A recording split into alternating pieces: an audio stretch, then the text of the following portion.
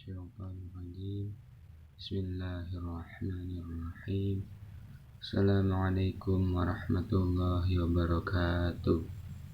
Saya Ahmad Zairudiman dengan NPM 2020011030040 ingin menjelaskan tentang kaderisasi kepemimpinan politik. Kepemimpinan kaderisasi merupakan dua hal yang saling berkaitan dalam pengembangan organisasi.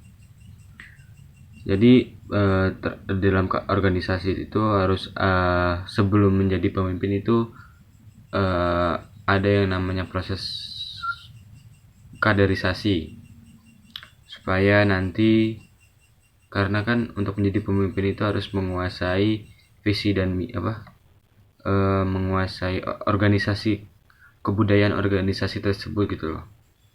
Jadi makanya ada kaderisasi itu supaya nanti lebih mudah untuk menjadi pemimpin, karena kan supaya gampang untuk mengetahui kebudayaan dan apa dari organisasi tersebut. Kaderisasi merupakan bentuk upaya-upaya mendukung terbentuknya integritas kepribadian dan kemampuan untuk menggerakkan orang lain secara intensif sehingga dapat mempersiapkannya untuk menjadi pemimpin di masa depan. Sesuai tadi yang saya omongkan. Jadi kaderisasi itu untuk integritas kepribadian dan kemampuan. Jadi mengembangkan kepribadian dan kemampuannya. Biasanya kaderisasi itu, saya punya teman di dulu waktu di SMA itu ada IPM ya. Nah, proses pengkaderannya itu kayak seperti mengenal sejarah IPM, terus apa IPM itu, terus apa saja, seperti ada ranting, cabang itu kan kalau di Muhammadiyah itu. Terus ada muda itu banyak sekali ya. Kalau di IPM seperti itu. Nah, kalau di kaderisasi setidaknya kurang lebih seperti itu. Nah, pengertian kaderisasi dan rekrutmen merupakan dua hal yang merupakan bagian dalam proses mencetak seorang pemimpin.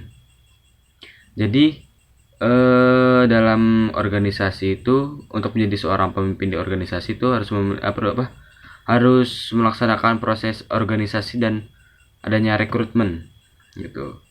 Nah, menurut Ted nih ya, kaderisasi kepemimpinan adalah proses mempersiapkan seorang pemimpin menjadi pemimpin, seorang menjadi pemimpin pengganti di masa depan yang memikul tanggung jawab dan penting dan besar dalam organisasi. Oleh karena itu tidak adanya paksaan dalam proses kaderisasi pemimpin. Nah, misalnya kalian jadi gini logikanya.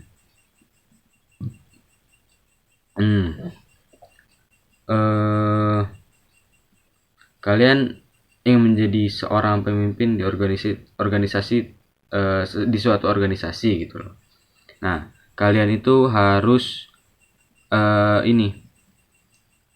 harus melakukan tahap kaderisasi dan rekrutmen. Nah, misalnya kalian sudah melewati, juga kalian tidak dipaksa untuk mengikuti jadi kalian tidak dipaksa untuk menjadi seorang pemimpin juga gitu. Jadi misalnya kaderisasi dan rekrutmen untuk menjadi seorang pemimpin itu juga dilihat betul-betul oleh para petinggi-petinggi, seperti dalam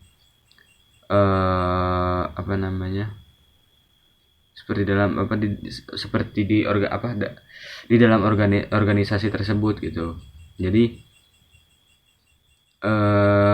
etika dalam berorganisasi itu dipakai dan biasanya memiliki wawasan yang luas gitu, supaya karena kan terhadap kaderisasi itu kan menciptakan pemimpin gitu ya. Mana ada yang mau dipimpin oleh orang yang biasa-biasa saja gitu, biasanya memiliki kelebihan gitu loh.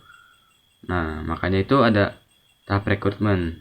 Nah, rekrutmen politik biasanya mencakup pemilihan, seleksi dan pengangkatan seorang atau sekelompok orang untuk melaksanakan sejumlah peranan dalam sistem politik dalam umumnya dan pemerintah pada khususnya. Jadi, rekrutmen politik itu biasanya mencakup pemilihan dan seleksi dan pengangkatan seseorang atau sekelompok. Jadi, gak cuma seseorang, jadi sekelompok juga bisa gitu.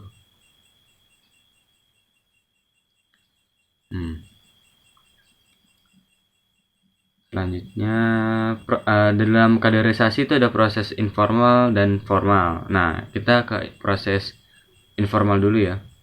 Dihadiri proses kehidupan sehari-hari manusia di lingkungan masyarakat. Jadi, informal itu dilihat dari etikanya bermasyarakat gitu. Nggak cuma dari etika dalam organisasi, tapi juga dari ke sehari-hariannya, apakah dia ramah, apakah dia rajin, apakah dia bersih, apakah dia disenangi banyak orang. Nah, biasanya kalau proses informal ini dia itu sifatnya itu ini ya, abstrak, bukan abstrak ya, abstrak ya, karena kan ini dinilai oleh etika gitu. Jadi nggak cuman esensinya aja, tapi ada konsep eksistensialismenya di situ, ada eksistensinya gitu sebagai seseorang yang dikaderisasi. Jadi dia harus ada eksistensinya gitu sebagai orang yang siap untuk menjadi seorang pemimpin di organisasi tersebut gitu.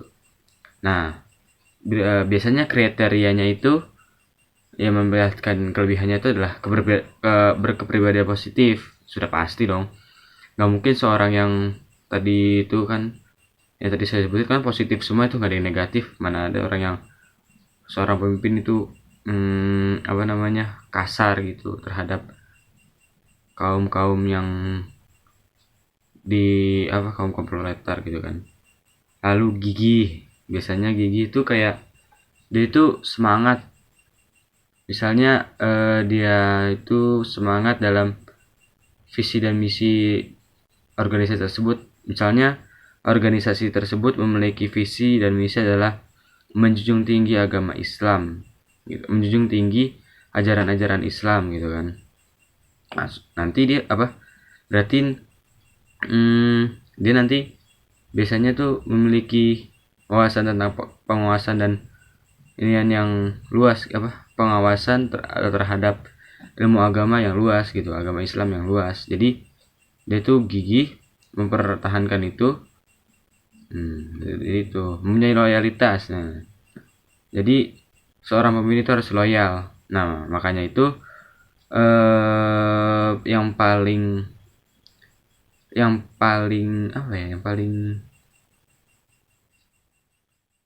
dipakai, maksudnya yang paling sering ditemukan adalah tipe gaya kepemimpinan yang seperti transaksional gitu, karena kan mempunyai loyalitas. Jadi misalnya ada sebuah kayak misalnya sebuah kerjaan gitu, bukan kerjaan, apa sih namanya, sebuah kerjaan lah ya kalau kayak gitu. Pokoknya ada sebuah tugas atau apalah itu pokoknya namanya, itu dikerjakan oleh sekelompok gitu ya, terus ada pemimpinnya.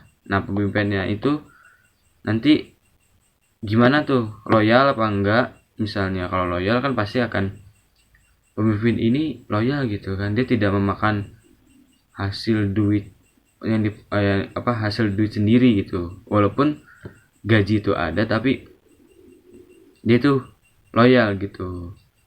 Jadi capek sama-sama, senang juga harus sama-sama gitu loh. Terus mempunyai dedikasi terhadap organisasi. Nah ini, jadi dia tuh harus memiliki pengabdian terhadap organisasi tersebut. Misalnya kalau dalam organisasi pecinta alam itu, dia tuh cepat tanggap terhadap bencana-bencana alam gitu. Nah, kalau misalnya di partai politik, dedikasinya itu seperti menjadi seperti menjalankan demokrasi, menjunjung tinggi demokrasi, terus menjalankan apa yang menjadi menjalankan tugas dari partai politik tersebut gitu. Nah, selanjutnya memiliki sifat dan sikap pasrah kepada Tuhan Yang Maha Esa sebagai penentu yang mutlak. Nah, ini yang sulit ditemukan karena ini sifatnya abstrak gitu. Karena kan ini sifatnya kan dalam hati ya, dalam diri. Sulit untuk ditebak gitu. Sifat pasrah itu kan dilihat dari tingkah lakunya ya biasanya. Kalau misal dari omongan itu kan dia bisa menggunakan akalnya itu sebagai pemikirannya itu untuk berbicara sedemikian indah supaya nanti dikiranya dia itu pasrah gitu. Tapi kalau misalnya tingkah laku terus biasanya tingkah laku gitu. Nah, ini proses informal dalam kaderisasi. Nah, ini sudah direncanakan, bersifat sistematis, terarah, dan berkelembagaan sesuai dengan peraturan-peraturan dan hukum yang berlaku di dalam organisasi tersebut. Nah, ini tuh biasanya yang sudah dalam di organisasinya. Jadi maksudnya itu tadi itu kan kalau misalnya informal itu sebagai referensi gitu loh. Nah, kalau di dalam formalnya itu sistematis. Jadi misalnya sistem pemilihan di Indonesia ini kan mulai pemilu. Nah, jadi masyarakat menilai pemimpin itu dari informalnya, tetapi untuk menjadi seorang pemimpin itu adalah formalnya gitu. Jadi masyarakat melihat dan bebas untuk memilih sebagai referensinya itu adalah informal. Dia melihat bahwa pemimpin ini cocok atau tidak untuk menjadi seorang pemimpin gitu loh. Nah, untuk menjadi pemimpinnya itu masyarakat harus memilihnya secara formal. Nah, itu sudah direncanakan. Pemilu itu kan sudah direncanakan sistematis gitu kan, terarah dan berkelembagaan sesuai dengan peraturan hukum yang berlaku di dalam organisasi. Nah, kalau misalnya di konsep ini adalah negara gitu. Lalu selanjutnya partai politik sebagai kaderisasi kepemimpinan nasional. Nah, pada era Soeharto kehadiran partai politik tidak terlalu diperhitungkan dalam melahirkan pemimpin nasional. Nah, iya kan. Jadi partai politik lahirnya partai politik itu identik dengan demokrasi. Jadi kan kalau misalnya zaman Soeharto itu kan terkenal dengan otoritaris ya, otoriter gitu. Mana ada demokrasinya. Jadi makanya nggak terlalu terlihat gitu partai politik itu. Pemimpin jabatan-jabatan aja diisi oleh para dari militer gitu. Nah, setelah 1998 muncullah gerbang demokrasi yang menghasilkan munculnya berbagai partai politik dengan berbagai ideologi. Nah, termasuk komunis PKI itu kan dari sini. Apa enggak ya? Enggak kayaknya, saya lupa ini. Nah, dalam rezim demokrasi, partai politik merupakan salah satu pilar yang mempengaruhi kualitas demokratis suatu negara. Nah, dari itu, jadi gini, partai politik itu kan pilar dari salah satu pilar gitu. Jadi kalau misalnya partai politik kerjaannya hanya mencari uang tanpa mementingkan tugasnya yang terpenting itu adalah demokrasinya, menjalankan dan memperjuangkan aspirasi rakyat gitu kan. Jadi apa gunanya gitu loh. Jadi menurut para ahli yang pengamat gitu, pengamat demokrasi, Indonesia itu termasuk yang mandek, bukan mandek, apa sih namanya, kok mandek, demokrasinya tuh nggak naik dan turun, dan salah satunya itu dari pengamat ahli Australia kalau tidak salah, itu tuh malah turun tingkat demokrasi Indonesia itu malah turun gitu. Makanya dari itu mungkin salah satunya adalah lemahnya partai politik karena unsur nafsu dari penguasa-penguasa atau elit-elit politik ini. Maka dari itu kan tadi salah satu proses informalnya itu dalam kaderisasi untuk menjadi seorang pemimpin adalah pasrah gitu terhadap Tuhan Yang Maha Esa gitu.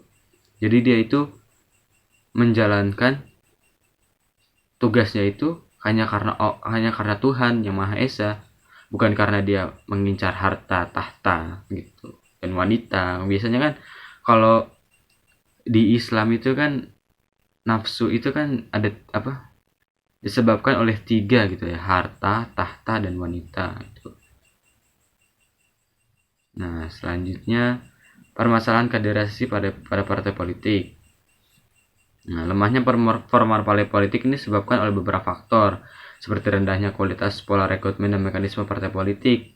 Justru yang tumbuh dan berkembang pesat adalah menguatnya politik kekerabatan dan juga pencalekan kader secara instan. Nah, ini tadi saya bilang, politik kekerabatan itu kayak ini dinasti itu loh. Jadi itu aja gitu. Misalnya partai A didirikan oleh bapaknya, lalu ada proses pemilu gitu kan, dalamnya KLB itu untuk pemilihan ketua partai selanjutnya. Itu biasanya itu anaknya itu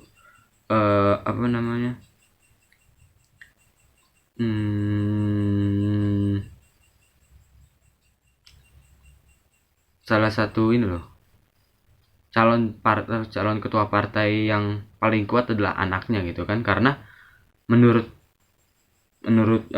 pandangan-pandangan orang juga kan, dan hasutan-hasutan dari orang juga kan, ini terus ada pepatah juga mengatakan kan, buah tidak jauh jatuh dari pohonnya gitu kan.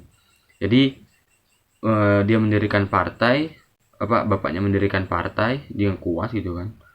Nah, anaknya ini sebagai imbasnya, belum tentu juga anaknya itu kan ini, maksudnya belum tentu anaknya itu juga seperti bapaknya gitu kan. Buah tidak jauh jatuh dari pohonnya, tergantung jatuhnya di mana gitu kan. Entah di sungai, entah di jurang, itu kan jauh. Gitu. Jadi harus melihat juga gimana ini gitu, gimana proses informal tadi gitu kan. Makanya ada proses informal dalam kaderisasi gitu. Lalu pencalekan kader secara instan. Nah, ini biasanya dilakukan untuk menyebar promosi partai politik gitu. Jadi partai politik mengrekrutmen artis-artis gitu ya, supaya terkenal, partai politiknya supaya terkenal gitu. Maka dari itu kan seperti siapa itu? Saya lupa. Gubernur Jawa Tengah Jawa Barat itu. Yang katanya dia bermain Instagram sudah dari dulu. Nah, itu kan salah satu selebgram gitu loh. Gubernur yang bermain selebgram cuman di Indonesia itu kayaknya. Kalau misalnya Twitter itu kan masih formal lah ya, karena kan Twitter itu kan untuk kepentingan politik masih bisa gitu. Kalau Instagram itu kan hanya hal-hal pamer gitu loh, seperti seperti posting itu kan, posting terus kayak snapgram gitu kan, itu kan hal-hal yang sifatnya pamer gitu ya. Enggak juga sih, tapi kan saya mendengar dari salah satu podcast itu, orang berlomba-lomba menebar kegengsiannya, menebar penyakit hatinya itu seperti iri, dengki, dan lain-lain, itu di media sosial gitu. Maksud saya kan, jadi media sosial ini harus digunakan dengan baik gitu. Nah, biasanya pencalekan kader secara instan itu harus memiliki orang yang memiliki citra yang besar gitu. seperti artis atau pengusaha, supaya nanti partainya tersebut itu mempunyai donatur tetap gitu loh. Ya, seperti itulah kurang lebihnya. Terima kasih, kurang lebihnya mohon maaf. Wabillahi taufiq wal hidayah. Wassalamualaikum warahmatullahi wabarakatuh.